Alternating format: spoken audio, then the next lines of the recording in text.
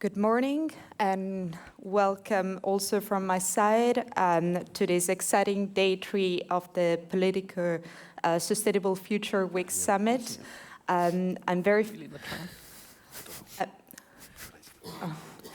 very fortunate that I will be moderating this panel, which is, I believe, on one of the topics that's really on everybody's mind at the moment, which is the Clean Industrial Deal.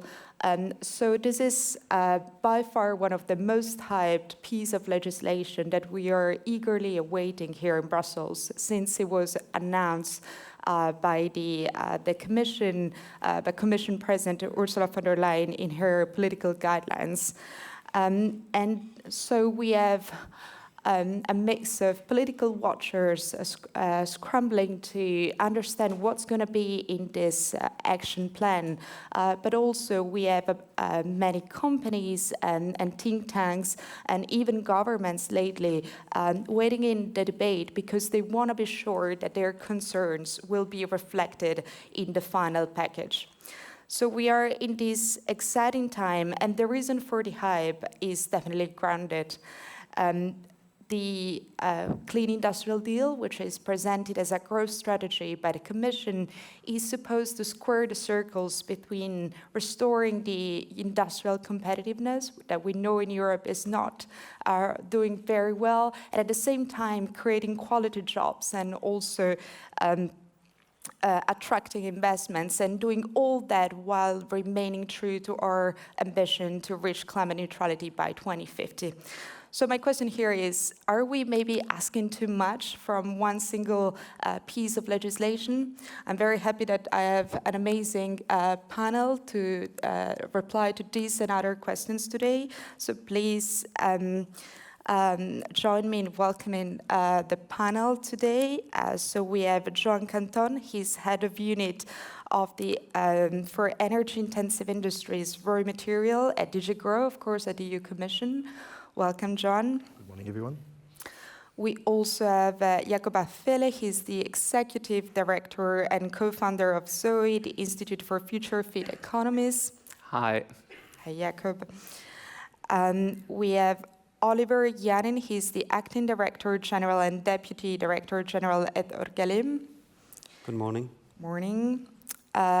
We also have Sarah Mathieu. She's an MEP from the Greens, and she's a member of the ITRE committee. Hi, Sarah. Hi, good morning. And we also have Lydia Pereira with us. She's an MEP from the EPP group, and she's a member of the Econ committee. Hi, Lydia. Good morning, and thanks for the invitation.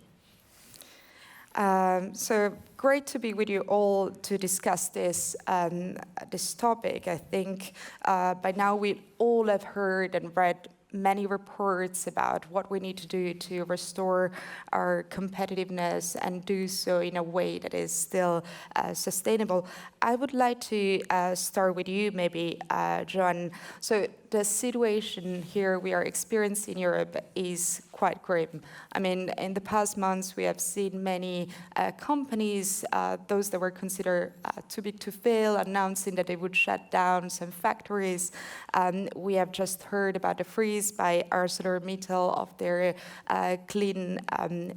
of their decarbonization investments, and all of that is happening against the backdrop of very high energy prices still, and an increasingly uncertain political landscape as well, both externally because of Trump, but at the same time also internally because, I mean, the situation in the parliament doesn't look very rosy either.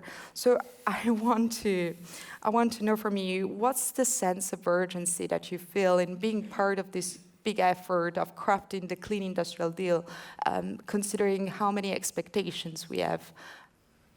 Thank you very much, and thank you very much for the invitation. Indeed, there is a clear sense of urgency that was clearly mentioned by the Commission President in our political guidelines and recalled by, I believe, almost all commissioners when presenting their hearings in front of the Parliament. Now the Commission is in place since the 1st of December, and I think one concrete example of the sense of urgency and the need to act actively on this field is the initial trip by Executive Vice President Séjourné and Executive Vice President Ribera, who went together with the Belgian Prime Minister to visit an ArcelorMittal site in Ghent on their second day or third day of their mandate. Clearly, the President has said that this is an investment commission, and that to keep track with our climate objectives and our competitiveness goals, we must ensure that we provide a business case that will allow companies and industries and sectors to invest. The objective of the Clean Industrial Deal is indeed to help build this business case, making sure that we have industrial policy in place in Europe that takes into account what EVP Séjourné called the scissors effect, so the global competition and the high energy prices that companies are facing today, and that in the context of the scissor effect, that we take measures, both in the short term and in the medium and long term, to address this and create this business case. So in 2 words, we believe that there's a number of things that we need to work on, that the Clean Industrial Deal as an overarching strategy, but also with concrete measures, can help deliver. The Clean Industrial Deal itself is not going to deliver on everything, but it can shape and help present the various initiatives, whether they are legislation, policies, measures that can take place over the next few days or months in this mandate. And it's about access to. It's about access to raw materials. This was mentioned by the previous speaker. This is about access to energy, affordable, decarbonized, reliable energy. It's about access to infrastructure. It's about access to finance, private, but also public, and how we can de-risk through public intervention, private investments, access to skills to address the shortages that some of these sectors are facing, and access to markets, creating demand for these markets. Because if there's one thing that we understand, I think, very clearly, is the fact that the price signal on its own is not going to help the investment decisions and the business case. We need to work through supply, along the supply chains, and through demand, through different measures to address these things. Mm-hmm. Yeah, it sounds definitely like a big project. Jakob, you're laughing. You probably understand how difficult of a challenge it is to put all the pieces of the puzzles that John was mentioning. So as an economist and as an expert of industrial policy, what do you think that should absolutely be done as part of the Clean Industrial Deal, and what should not be done as part of this package? Thank you. Very happy that you mentioned the business cases. That's definitely, I think, one of the major issues here. So, look, I mean, an industrial strategy at European level can only truly be successful if we think and act European. No member state can compete on its own globally, really, and as a German, I can safely say, also not Germany. But what we're currently seeing is rather a two-speed Europe with a lot of economic potential and left-behind regions that is remaining untapped. But only a unified European Union can be a global leader. That's the first thing. And the second is, it is very, very likely that future demand is going to be green. So it's pretty simple. If we want to be competitive in the future, it needs to be green. And for that, Europe really, truly needs to embrace its future industries. So that means that we need to get the transition to future-fit industries done. And as you said, that is indeed very challenging, especially in the current circumstances. So I brought 3 things that help, and that the Clean Industrial Deal should be doing. The first is, and that speaks to your idea about business cases, we need to create enough certainty for the direction of travel, for the long-term vision for Europe's economy, so that businesses can really go all in with the green transition. And we need to support those businesses that want to do that, the future-fit ones. And then the second is we need to make sure that taxpayers can trust that their money is used wisely. So that means that any business that receives support needs to be held to account to social and ecological performance goals. And the third is it really needs to work for all member states, especially the ones currently left behind with a lot of untapped economic potential. And that means we really need to overcome the currently very fragmented, hi Germany again, approach to industrial policy that we're seeing. Mm-hmm. Perfect. And maybe I also want to have a sense from the rest of the panel of your expectations of what you hope to see in this package. We can start with Oliver. So you represent the interests of the technology companies. So what's the most important thing that you're hoping to get here, maybe finally after I guess, other attempts by the Commission to deliver on these topics? Yeah, thank you. Well, maybe first, fourth industrial policy in 5 years, something like that. So maybe we need a clear course, and traveling direction.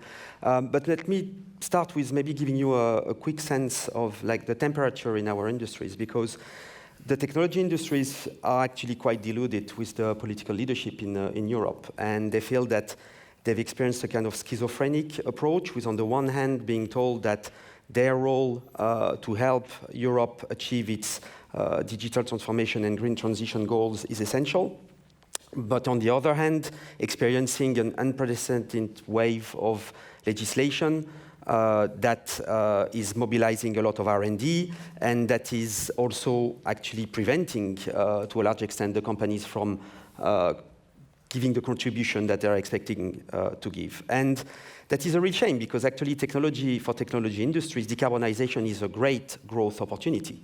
And we have companies that are leading in electrification, in clean manufacturing. They are fully behind the European green objectives and net zero objectives. But they feel that they are not being given the means to actually play their part. And this also has an impact on their competitiveness. And we are now bracing ourselves for a second consecutive year of decline economically, with a drop in turnover that we expect it to be around 2.9%, but we expect it's going to be actually worse than that. And for next year, not looking great either. And same for investment. We'll probably come back to investment a bit later. And guess what? One of the reasons for this decline that is identified is the lack of competitiveness of our industries. So what do we expect from the next mandate? We expect a real change of mindset and of direction. And we've had a lot of nice words. I'm going to mention for the 101st time Draghi report, and the fact that a lot of what is in there would be helpful. We hear now that there's going to be a competitiveness compass. It's a great word. I hope they find the right direction. But we need to have really actions that follow words. And we need actions that come very quickly as well. We heard 100 days. It's good. The Clean Industrial Deal will not change everything on its own, but it needs to show that there is a real change of mindset from the EU. And then we can elaborate on what that means concretely afterwards. Mm-hmm. Perfect. Sarah, same question to you, and I think that I'm particularly interested in the social dimension, because you also participated in day one of the Sustainable Future Week, and you stressed the fact that one of the mistakes maybe of the Green Deal was that the social dimension just came as an afterthought, that it tried to include citizens and to make sure that citizens weren't left behind just with a social climate fund a bit later. It was not really front and center in the discussion. How do we make sure that this doesn't happen again? Well, maybe first and foremost, I think we are all very eager to see indeed what will happen, and that it's not just nice words, but indeed that there are actions. I think in the last mandate, of course, we had the Net Zero Industry Act, we had the CRMA, but we didn't see this harmonized approach that a lot of the colleagues here are also asking for, I would say, and I think that that would be very important. We need to have that coordination at the European level to make sure that indeed there's also our internal cohesion, that we make sure that it's not just the member states with the deepest pockets that then can profit from the green transition. And I do think when we're looking at the Clean Industrial Deal, we need to be vigilant about the fact that we also need a just transition. So we need to invest in our industry. We need to make sure that, you know, all checks and balances are there. For instance, when it comes to affordable renewable energy for our energy incentive sectors, we need to make sure that there's protection also within the trade agenda. We need to make sure that there is demand for those green products, of course. But I think one of the very important things, if we want to have buy-in, if we want to make sure that there's public support also for the transformation, that we do it in a socially just way. And so for me, for instance, that means that all the support that we are now talking about, the competitiveness fund, but also, for instance, public procurement, that we make sure that there is a social conditionality behind it, so that there's no blank check, but that companies that do, you know, profit from some of that public funds, and we will need public funds, also private, but certainly also public funds to de-risk, that they do adhere to this just transition. And that means quality jobs, that means decent wages, that means strong trade unions and collective bargaining. So for me, it means that we need to make sure that people understand that there's a lot of new jobs, you know, that are being created thanks to the green transformation of our industry. But we don't just leave it like that. We make sure that there is room for them to skill, to reskill, to transition, that they are part of, you know, the future, that they are, well, I would say involved together with trade unions and CEOs and boards on, you know, the painting of the future, the anticipation and the management of change when it comes to those companies. So for me, it's a clear, very important part of the puzzle that we need to lie to make sure that everyone then wins when we do this kind of reindustrialization, reshoring of jobs within Europe. Mm-hmm. And Lydia, I guess a similar question for you. I want to understand what are your, where's your current focus when you hear talking about the clean industrial deal, and where you think that the EPP, your political home, can play an important role as well? Well, everyone plays an important role. We need everyone involved in the transition. So I do hope that we have the commitment in the European Parliament to deliver on this agenda concretely. I have been one of the advocates in the European Parliament for clean technologies. Mm-hmm. And I do know, and Mario Draghi said it in the report, it's a little bit unfortunate that we needed another report to say what the EPP has been saying in the past 5 years, but not taking away the merit of the report because it comes from a person with a high reputation. I do believe that we need more than words, action. The diagnosis is made, the proposals and the solutions are on the table, and now it is time for deliver. I don't think we have a second chance, but I do know that Europe is a leader in clean technologies. We need to find simplification, and this is not opposing, it's not against this discourse on deregulation or simplification. It is simplification. But we need certainty, and someone of my colleague panelists mentioned that. We need certainty. We need certainty for the companies, for the businesses. And we need another thing, and this has to be in the mindset of every decision maker. We need economic growth. We have an aging society in Europe. If we do not deliver on economic growth, we are putting at stake the future generations. So that's why clean transition is a generational imperative. So if we fail now, I am pretty sure that what's coming from the US, for example, or from China, I'm coming from COP29 2 weeks ago, where I met with several leaders from the Chinese government and other representatives from across the world. And if we do not do it now, others will take it from us.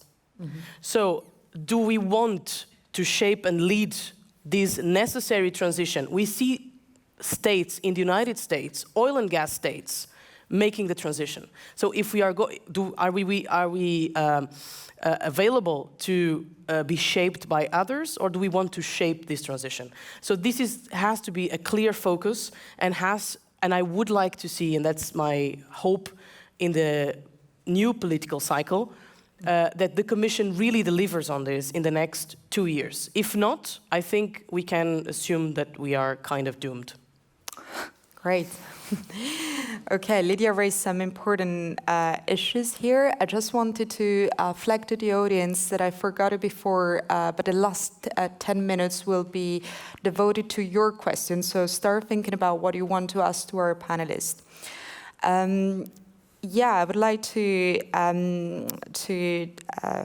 take what Lydia said about the US and China. You know, when we speak about competitiveness, at the end of the day, we are speaking about our changing position towards other big players, especially in the clean tech, but not only in the industry in general.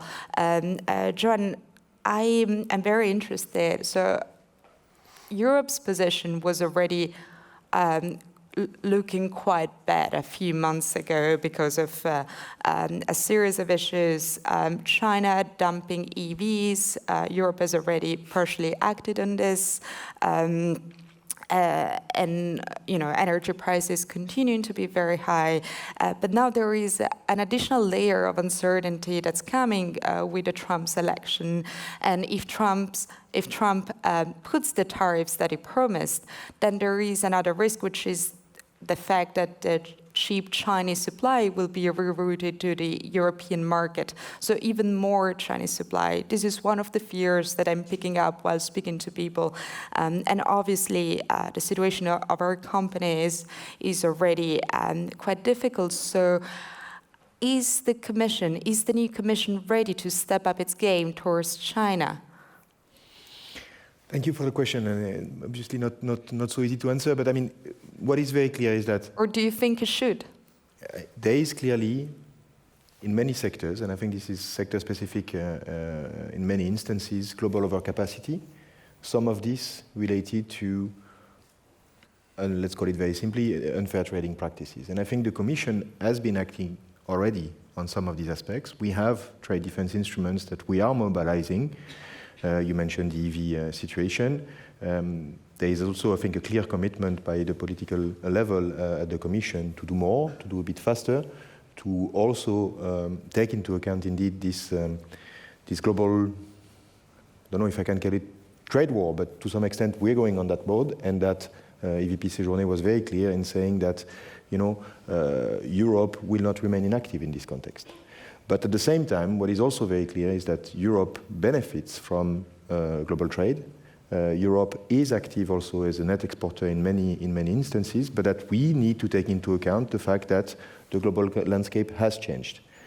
I have one particular example, which is the situation of the steel sector. We know that the steel sector is in a very difficult situation.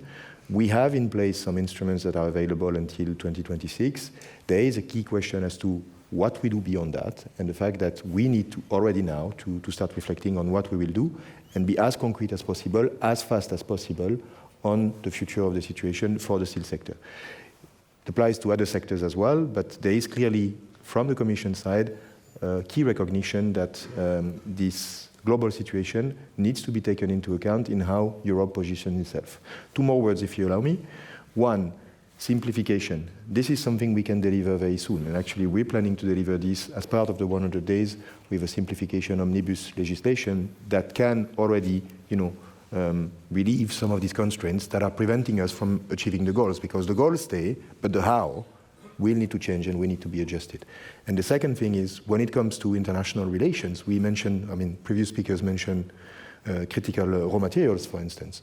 We still need to continue to engage with third countries, and we are engaging with third countries, bilateral relationships that are more industrial-related bilateral relationships that help us, again, bridge the gap between what we can produce in Europe, what we need to import, what we can mutually reinforce each other on in terms of bringing value added both in Europe and in third countries. So international cooperation continues, and Europe remains active, but of course, taking into account a different global context. Yeah, Olivier, I see you want to add something, and I also wanted to come to you very briefly because you represent the interest of companies that are highly dependent on critical raw materials. So do you think that going with the partnership approach is the right one? Yes, so I think we can talk about trade in general. And what we've observed over the past few years is an increased protectionism all over the world. But our companies have very complex supply chains. And when you look at the way certain components are built, that implies often several parts of the world that come in to eventually make the component that we'll make here. We've also made analysis on our dependencies. And interestingly, when it comes to exports, we see that our first market for machinery, more than for electrotechnical goods, is the US. So, you know, whatever will come from the US should not, the response that we will give will be very impactful for our companies, because if we start closing these markets for ourselves, that will have direct impact for ourselves. And so I guess there the message is that, of course, we should defend ourselves when we are under attack or when there is unfair competition, but we should keep also that offensive trade agenda, which is essentially about cooperating, opening markets. There will be opportunities probably with the approach that the US will have, that will probably open opportunities for Europe to negotiate with others, and we should not let that go. But I wanted just to come back on one point, which is the steel industry, because of course you're bound to say that we need to protect the steel industry, but from the point of view of downstream users, that has consequences. And what we've seen in the past years is a lot of protection of our energy-intensive industries, but often at the expense of the downstream industries, like the technology industries. We are big users of steel, and measures such as the steel safeguards or CBAM are having extremely negative consequences for our industries. CBAM is a classic example. You know, that puts our industries at a clear competitive disadvantage against their competitors who can just place their products on the market without having to face the same steel prices. So I guess the message there is, I would hope that the next industrial policy puts a bit less emphasis on protecting energy-intensive industries and a bit more emphasis on protecting downstream industries, because there are clear impact on competitiveness. Yeah. Sarah, do you agree with what Olivier just said? Do you think, obviously it's difficult to please everybody, there are so many stakeholders, and there's just, there will always be, for every measure, some winners, some losers. How do we make sure that we pursue an equal and fair approach when we discuss those issues? Well, it's not easy, of course, but I do think that there has been sort of a wake-up call when it comes to, indeed, trade and the need to protect our own market. I think that we've been a bit naive in the past couple of years, and it's good that that wake-up call is now there, but indeed we need to make sure that we don't end up in a trade war either, because we are, and the colleagues have said it, quite vulnerable in our supply chains. I think everyone has seen that also during COVID. I think there, you know, that was super clear. But it does mean that we need to double down on when it comes to unfair trading practices, when it comes to non-respect of the level playing field.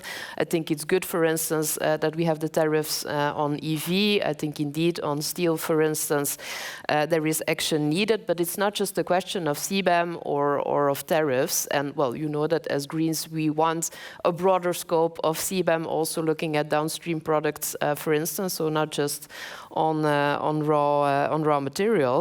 But I think it's also, again, the question of take-up. So for me, it also means local content targets. It also means more made in Europe products. And I mean, there are instruments we have at hand, for instance, when it comes to public procurement, to then say, talking, for instance, about the steel industry, you need to have a certain percentage of green steel made in Europe if you want to adhere to a certain call.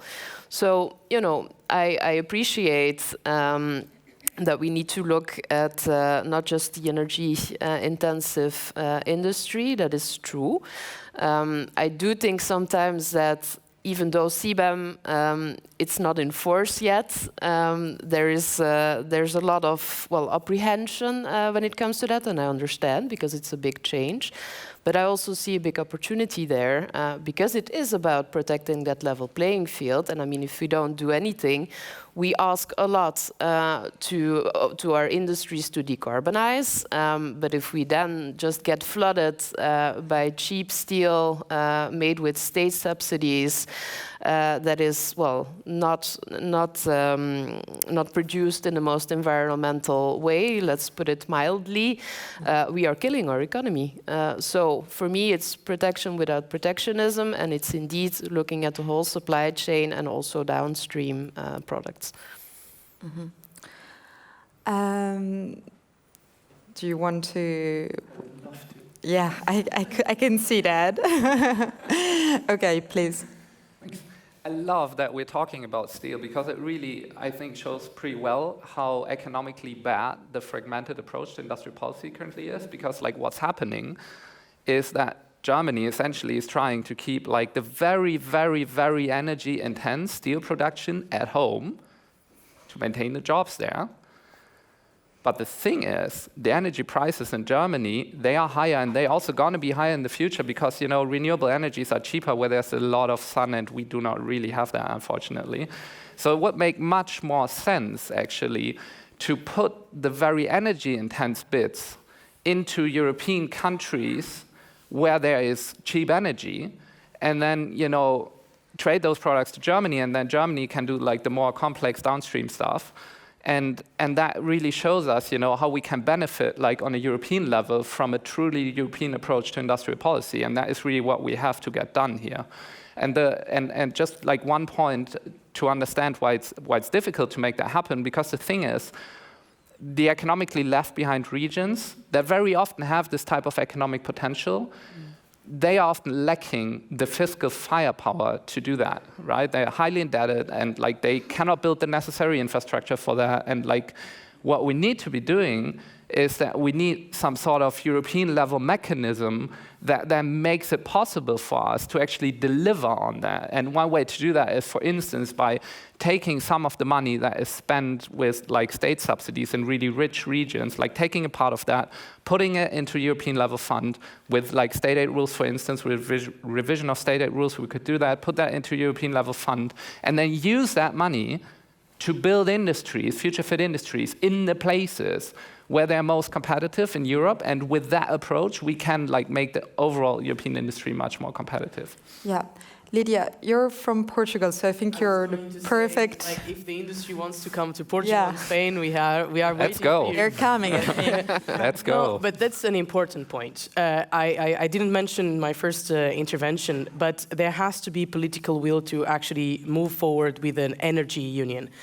I'm saying this because, unfortunately, the energy deals have been, most of the cases, bilateral agreements between member states. I recall the agreement that was made between France, Spain, and Portugal, led by Emmanuel Macron, on hydrogen and other elements, but it neglected the importance of the energy interconnectors from renewable energy that the Iberian Peninsula can produce. So this was a mistake, and I think does not go in the direction that we need, because Germany needs cheap energy, but the rest of Europe needs cheap energy, reliable energy. It's not only a question about climate or environment, it's also about independence, energy independence. And if we have the capacity, because we do, in Portugal and Spain, to scale up the production of renewable energy, we should try to, take advantage of that. But for that, we need a functional grid in Europe, which is not the case. And it's not the case because of the lack of political will, in particular from France, to move forward with the energy interconnectors through the Pyrenees. So we are still in a very early stage of what we could develop further in terms of clean energy. I'm not saying that renewable energy is going, will be sufficient, because it won't. So probably we'll always have a mix, and I don't want to get in there. But the point is that we are now missing out because we still have very high prices in energy, and we don't take the advantage of the things that we have good in Europe. And one other comment is about what we are talking about. Protectionism has been mentioned a couple of times. I'm a little bit concerned with protection being confused with protectionism. We do need international trade, and we do need to make sure that there keeps being a flow that, in the end of the day, goes in the direction for meeting the climate goals that we all need, because otherwise we reach a point of non-return. I'm saying this because just a few weeks or a month ago, what happened in Valencia, what happened a month earlier with the fires in Portugal, those are things that should keep us, alarmed, and not steering the wheel of the leadership that Europe has been putting on delivering a concrete roadmap for decarbonization and economic growth. I mean, Europe, we have the numbers. The truth is it is possible. Now, maybe we have to shift a little bit to make sure that we are not undermining our own competitiveness, but that we bring the others on board. And for that, we need international trade. And that's why I'm a little bit concerned with the narrative that has been in a lot of the political discourses from national leaders that don't see that we really need to focus on the European perspective and not only on the national perspective. So we need to balance the national interests with the European interests. So I think a lot is at stake in the European Council for the next months and years. Yeah, for sure. It seems an uphill battle. But Lydia, just a follow-up. I mean, the EPP itself has been leading partially the climate backlash that we have seen. So what do you mean? The climate backlash? I mean, we have approved the majority of the Green Deal. I'm referring package, to the latest developments, especially for the Riberas hearing that we have all have seen. So how do you think it has become a little bit more difficult to push the climate agenda for the next 5 years? We are talking about a Clean Industrial Act. We are committed to deliver on those. So do you think there is consensus about this? Nobody's challenging the level of ambition. What is at stake is what we were talking before about simplification, about how do we make sure that businesses, and there is still a popular support for the agenda that we want to promote. I just said it. I was in COP29.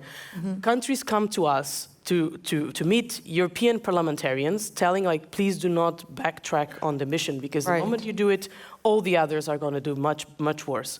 So it's not at stake. What it is at stake is to have a concrete competitiveness agenda that enables the businesses in Europe to take advantage of what we are talking about. So ambition is not at stake. And we do need the commitment from the other political groups in the parliament to make sure that we don't leave behind the businesses that need to make the transition. So that's the point.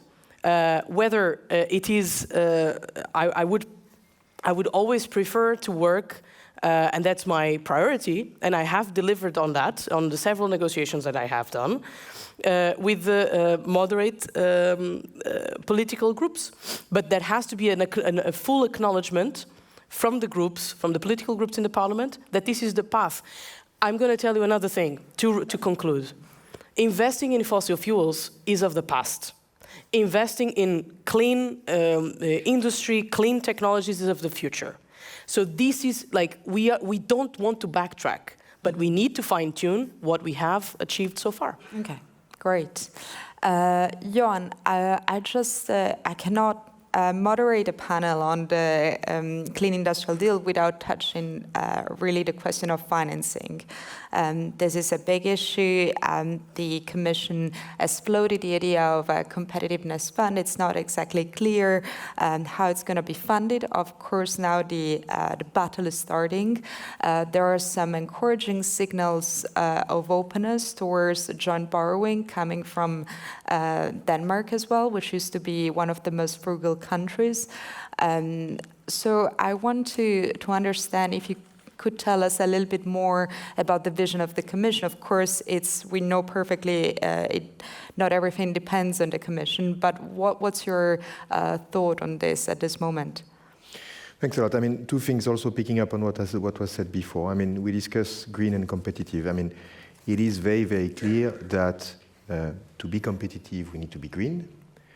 But in order to be green, we will have to be competitive as well. So it's obvious that some sort of protection might be needed to ensure that we have a competitive European economy when needed. And this competitive European economy is what will help us deliver on the climate ambition, because we will keep the jobs here, we will keep the citizens on board, and we will keep the companies that can provide these green tech solutions available to reach climate neutrality. That is very clear and something that I think we need to insist on.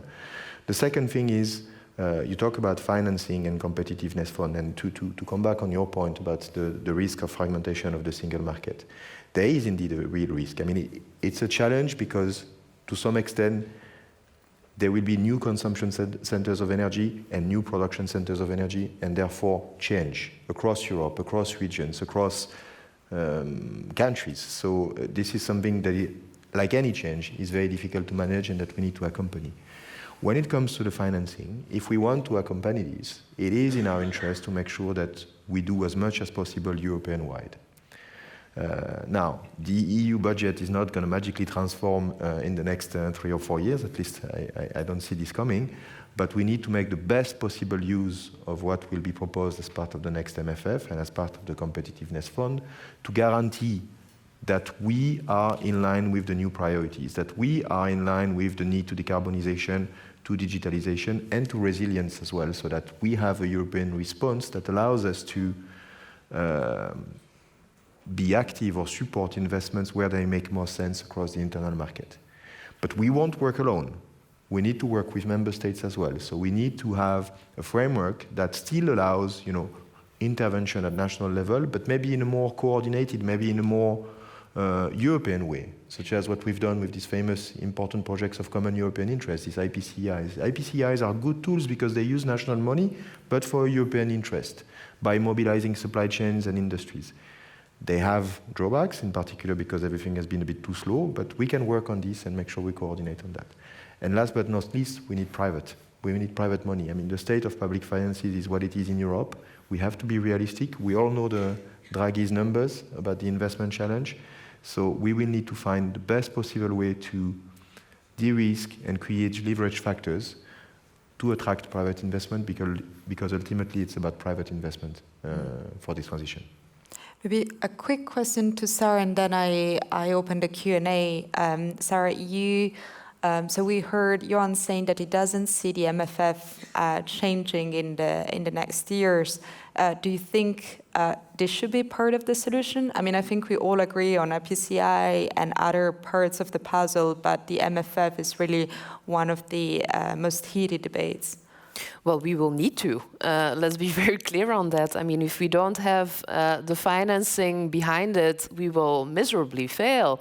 I mean, if you look at the bazooka that has been used, for instance, in the US, when we're talking about the IRA, if we don't have that money, we won't be able to compete, especially since we decided to go back to austerity. You know that my group thinks that that is a crucial mistake, but I think the only way then to have the capacity to invest indeed in those cross-border projects, as my colleague had also said, in that interconnectedness, indeed in the IPCEI, we will need that money. And so, I mean, what I would love to see is some real commitment there and also some stability. Because, I mean, in the last mandate, okay, we had the step mechanism. That was, I think, not what we were all expecting when von der Leyen was talking about the sovereignty fund. This was really repackaging of money that was already there, and I'm still quite upset about the fact that some came out of the Just Transition Fund, where I think it's the worst place to start finding funds. So for me, it's about joint borrowing.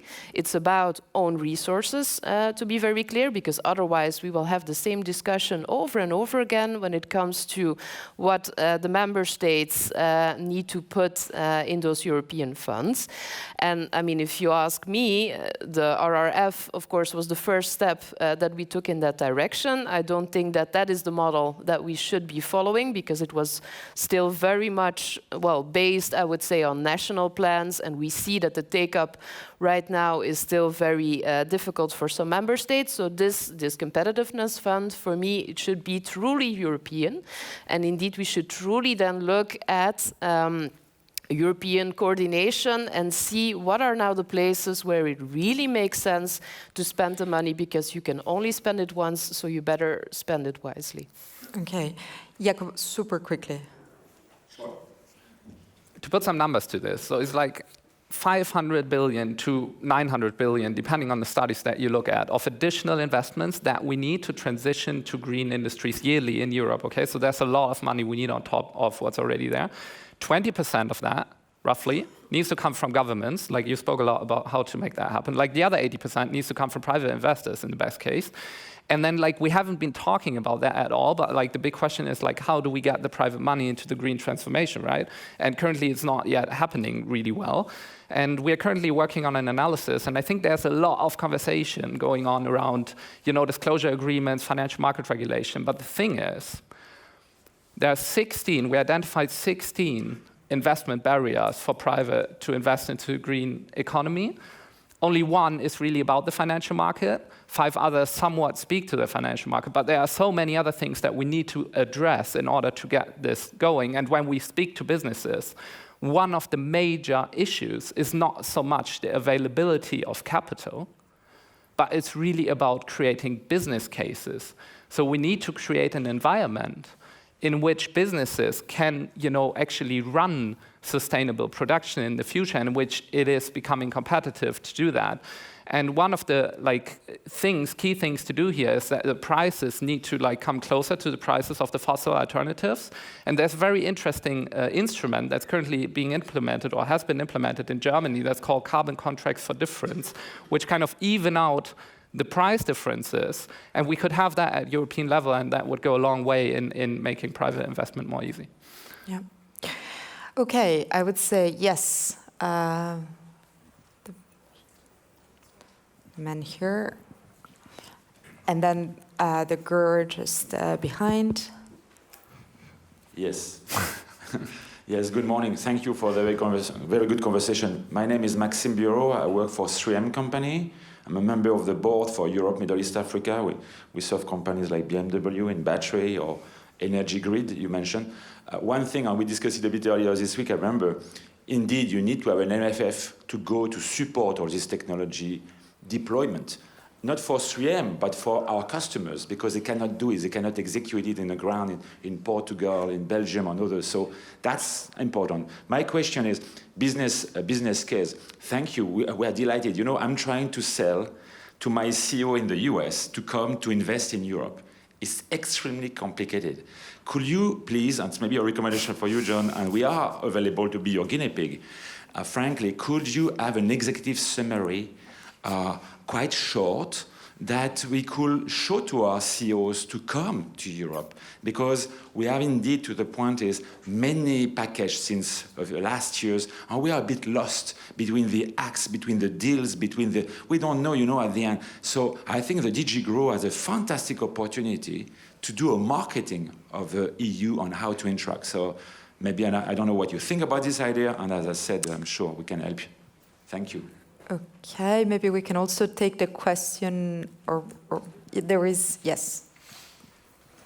Thank you very much. Nadia Didikova, I'm from the European Climate Foundation. I have 2 questions. One is that great panel discussion. I'm just missing one voice from maybe member states representatives, because I know that the European Commission, European Parliament, the institutions have the ambition. They will proceed with very detailed plans of how to make this work on European level.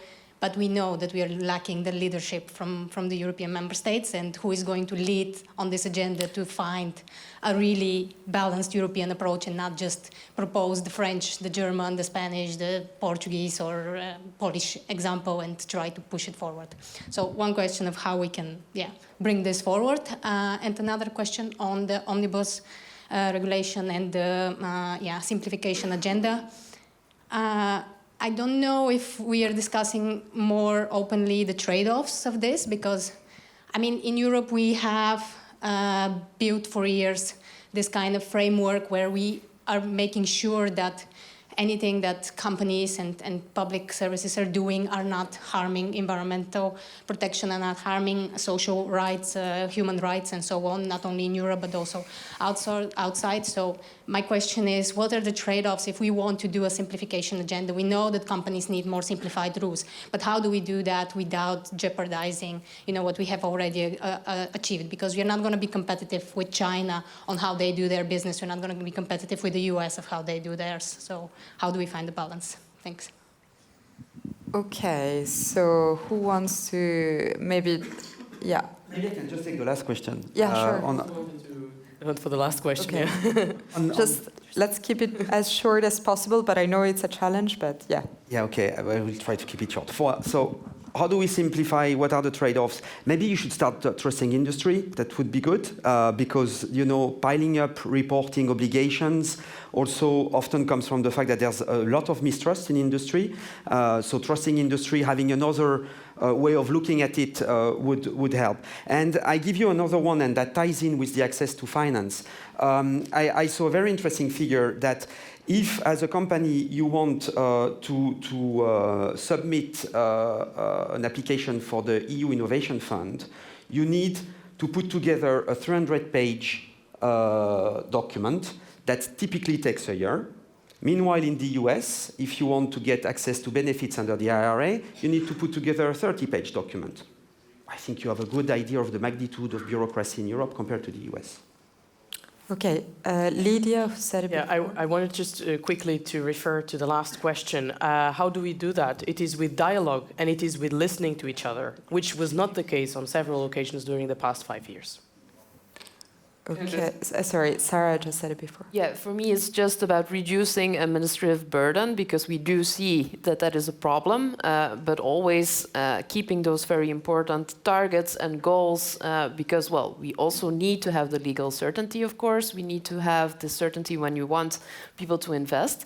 And then, I mean, when it comes to, for instance, the trade-offs, I do think that we need to realize that it's also about making the business case in this sense, because, I mean, if you want to compete with China, we will never be able to compete with them on cheap labor. We will never be able to compete with them on state support. We will never be able to compete with them on cheap energy. So to me, for instance, that means having strong standards and making sure that the level playing field is there. I mean, myself, I've worked a lot on eco-design. This is, I think, one of those specific regulations where you indeed can make sure that the business case is there and that we actually support those innovators here within Europe, but then you have to protect your market. Mm-hmm. Jacob, yeah. So, like, very concretely, a lot of the difficult regulations about simplification, right? Like a lot of the regulations where it's complicated, that's about getting money from the government or some sort of support from the government. So one very specific thing that we could be doing is, instead of having ex ante conditionalities where you have to apply in a very complicated way, instead of doing that, we can bind any government support to the achievement of social ecological performance targets. And then the way to get there is up to the businesses. And if the businesses don't meet the goals, we just take the support away again. And that way we can make sure that only the truly future-fit social and ecological businesses can survive in the long run. Mm-hmm. Jan, do you want to say a last word on how to pitch Europe as an attractive investment destination for Americans? So thanks for the offer. I think it's indeed complex to go from compass to deals to acts and to different things. In a nutshell, I think it's about building the business case, as we said. And for me, that's what I said at the beginning. It's about access to. It's showing that Europe can provide access to energy, access to infrastructure, access to very skilled workers, access to finance, access to markets. We are the largest single market in the world. We should and are an attractive destination for investments and for doing business. Let's use this momentum in our transformation towards a greener economy. And on that, I think we can conclude this panel. Thanks a lot for your insights. It was a very interesting panel, and thanks a lot for your interest. I would like to let you know that there is a networking break that is taking place just now.